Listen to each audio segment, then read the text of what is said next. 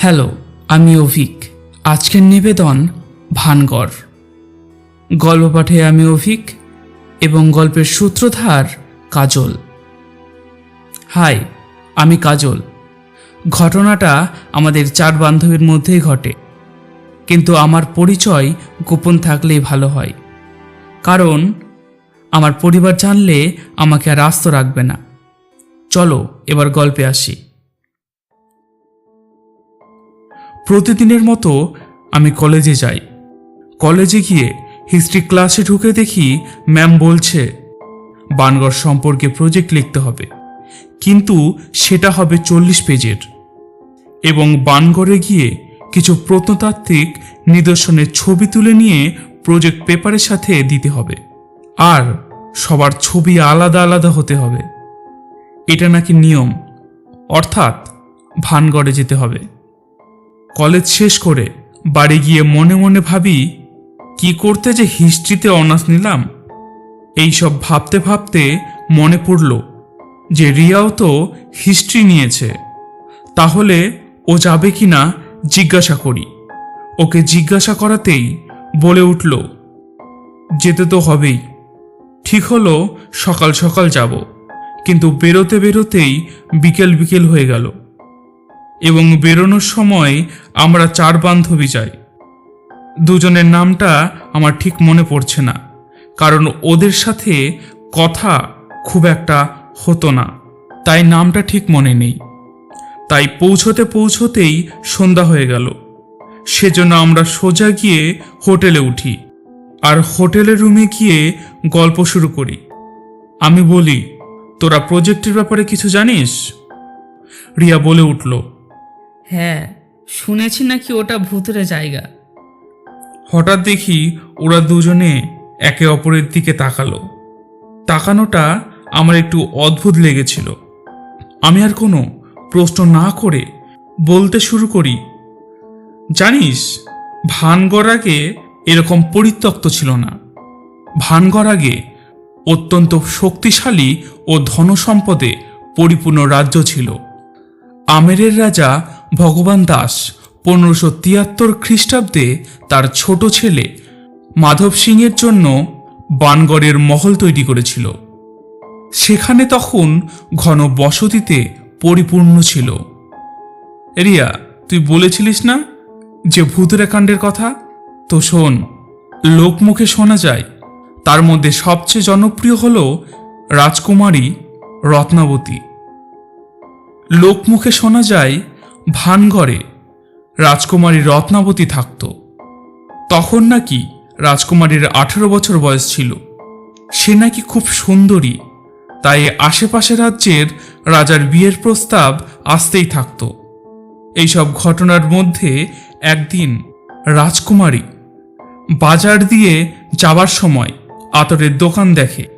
দোকান থেকে আতর কিনতে যায়, তখন নাকি এক তান্ত্রিকের নজর পড়ে রাজকুমারী রত্নাবতীর দিকে।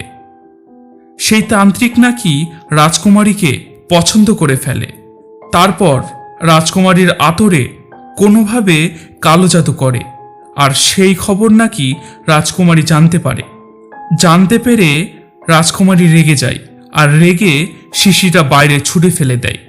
সেই শিশি নাকি এক পাথরে পড়ে। সঙ্গে সঙ্গে কালো জাদুর প্রভাবে পাথরটা তান্ত্রিকের ওপরে চেপে বসে। এক কথায়, কালো জাদুর ফল কখনো ভালো হয় না। সে কারণে তান্ত্রিক মারা যায়, আর নাকি মারা যাওয়ার আগে অভিশাপ দেয়। সেই অভিশাপের কারণেই নাকি আজ এই অবস্থা ভানগড়ের। আমার কথা শুনে রিয়ার ভয় স্পষ্ট চোখে মুখে ফুটে উঠল। ও আর দুজনের চোখ দেখে মনে হচ্ছিল তারা খুব এক্সাইটিং। খাওয়া দাওয়া করে শুয়ে পড়লাম অনেক তাড়াতাড়ি, কারণ সকাল সকাল যেতে হবে তো। সেই হোটেল থেকে বানগড় খুব একটা দূরে না, বলতে পারো 2 পা গেলেই ভানগড়। সবার কিছুক্ষণ পর দেখি ওরা দুজন বেরিয়ে গেল, আর আমি রিয়াকে নিয়ে বেরিয়ে গেলাম ওদের দুজনের পিছা করতে। পেছন নিয়ে দেখি ওরা পৌঁছলো ভানগড়ের মহলে। ভানগড়ের মেন গেটে অফিসার বসেছিল, কারণ সেটা প্রত্নতাত্ত্বিক নিদর্শনের মধ্যে পড়ে, আর সরকার 5টার পরে ওখানে যাওয়া নিষিদ্ধ করেছিল। আর দ্বিতীয় কারণ, সেটা নাকি ভারতের ভৌতিক স্থানগুলোর মধ্যে সবথেকে জনপ্রিয়। তাই দুজন বান্ধবী কিছুটা দূরে ঢোকার জায়গা ছিল, সেই জায়গা দিয়ে ঢুকলো। তা দেখে আমরা ঢুকতেই যাব, তখন সে ব্যাপারে আপত্তি জানাচ্ছিল রিয়া, কারণ ও একটু ভীতু প্রকৃতির। তাই ওকে ধমক দিয়ে চুপ করিয়ে ঢুকলাম ভিতরে। ভিতরটা পুরো অন্ধকার, তাই কিছুটা এগোতেই ওদের দুজনকে হারিয়ে ফেলি। তাই আমরা আলো জ্বালিয়ে আরও ভেতরে প্রবেশ করি। আমরা যখন হাঁটছিলাম তখন মনে হচ্ছিল আমাদের সাথেও কে যেন হাঁটছিল, আর আমরা থামতেই ওরাও যেন থামছিল। এই রকম হতে থাকায় আমি ও রিয়া খুব ভয় পেয়ে যাই, এবং সঙ্গে সঙ্গে কেউ যেন আমাদের পেছন দিয়ে চলে গেল। তাও আমরা ধীরে ধীরে প্রবেশ করি। তখন চারিদিকে অন্ধকার, ও অন্ধকারের নিঃশব্দ যেন আমাদের হৃদয়ের হৃদস্পন্দন বাড়িয়ে তুলেছে।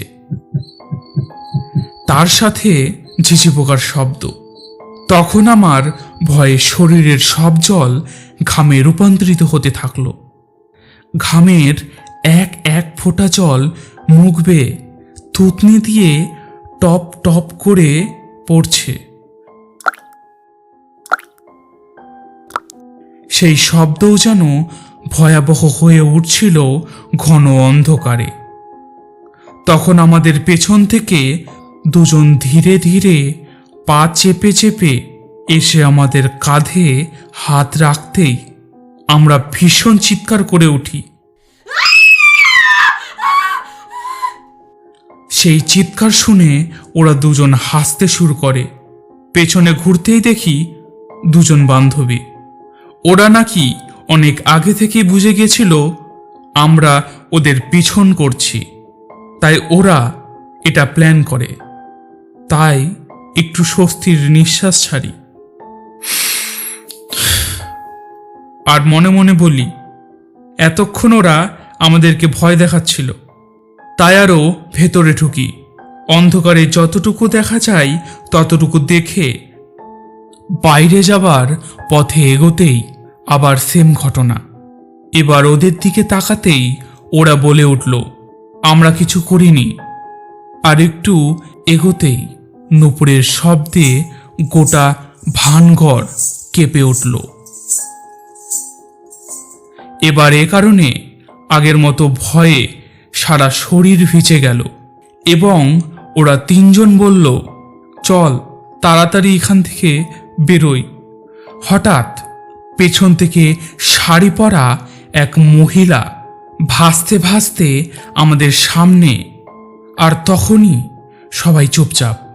ঘোমটা তুলতেই আমরা যা দেখি তা দেখে আমরা চিৎকার করার সুযোগ মাত্র পাই না। সঙ্গে সঙ্গে আমরা সবাই অজ্ঞান হয়ে পড়ি। ভাই, কি করে যে বলবো চেহারাটা এত ভয়ঙ্কর। আমি অজ্ঞান হয়ে যাওয়ার আগে যতটুকু মনে পড়ছে ততটুকু বলি।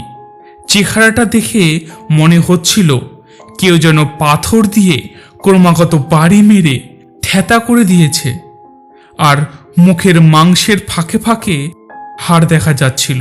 চোখ দুটি অন্ধকারে হারিয়ে গেছিল। সকালবেলা জ্ঞান ফিরতে আমরা কয়েকটা ছবি তুলে সোজা বাড়ি ফিরি। ভাই, এই ছিল আমার সাথে ঘটে যাওয়া একটা ঘটনা।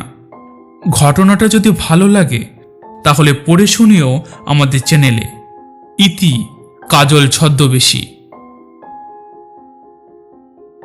যদি এতক্ষণ তোমরা ঘটনা শুনে থাকো তাহলে ধরে নেওয়া যায় যে তোমাদের ঘটনাটা ভালো লেগেছে। যদি ঘটনাটা সত্যিই ভালো লেগে থাকে তাহলে লাইক কমেন্ট করতে একদম ভুলো না, কারণ প্রতিটি লাইক ও কমেন্ট আমার জন্য মোটিভেশন। তাই আশা করছি চ্যানেলটিকে সাবস্ক্রাইব করে এবং বেল আইকনটি অল করে আপনারা আমাদের পাশে থাকবেন।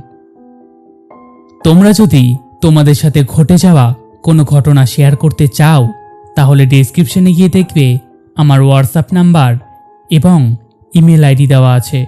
তোমাদের ইচ্ছে মতো যে কোনো একটি ঘটনা লিখে পাঠিয়ে দাও।